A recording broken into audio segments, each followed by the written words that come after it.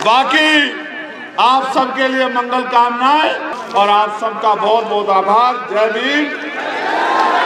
जोरदार नारा लगाओ, जय भीम, जय भारत।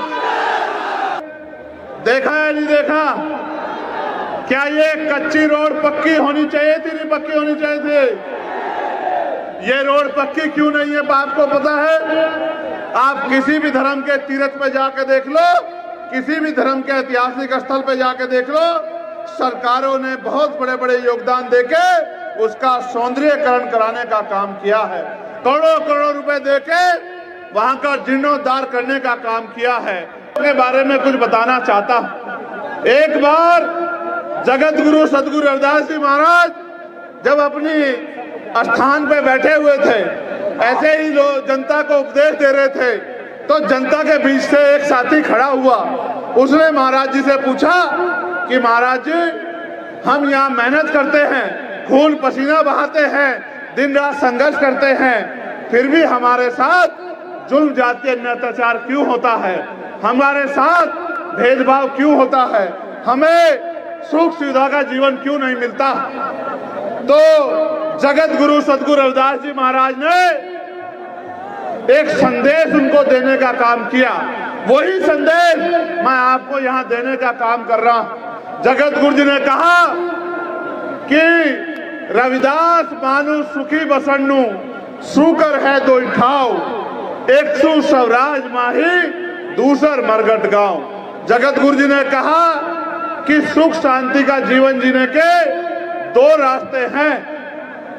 अगर जीते जी सुख शांति चाहिए तो स्वराज माही अपना राज लाओ, और अगर मरने के बाद चाहिए तो वो शमशान घाट और कब्रिस्तान में मिलेगा। अगर जीते जी इज्जत की जिंदगी चाहिए तो राजकाज लाओ।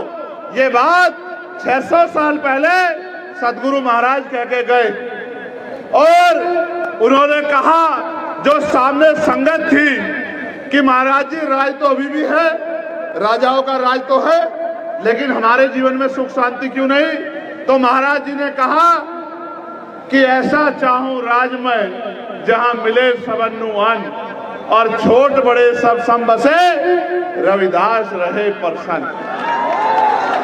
का सबब है, उसका एकमात्र कारण यह है कि आज इस देश में बेगमपुरा राज नहीं है। जहां बेगमपुरा राज है वहां जनता खुशहाल है। इसी महाराज जी की इसी बात को बाबा साहब अम्बेडकर ने भी कहा। जो बात उन्होंने कही कि स्वराज माही, उसी को बाबा साहब अम्बेडकर ने भी कहा। बाबा साहब अम्बेडकर ने क्या कहा?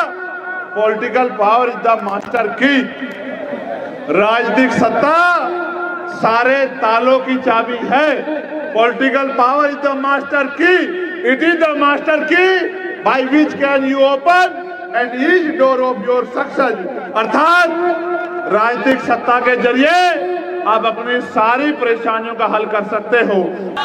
जो गांव में रह के आपका दुख दर्द देख के, आपके आंसू देख के, आपके फटे कपड़े देख के, आपका टूटा हुआ मकान देख के जिसका दिल नहीं पसीजता, क्या वो आपका भला कभी कर सकता है? क्या आप कभी किसी के पीछे जाके खड़े हो जाते हो, कभी किसी के पीछे जाके खड़े हो जाते हो? आपको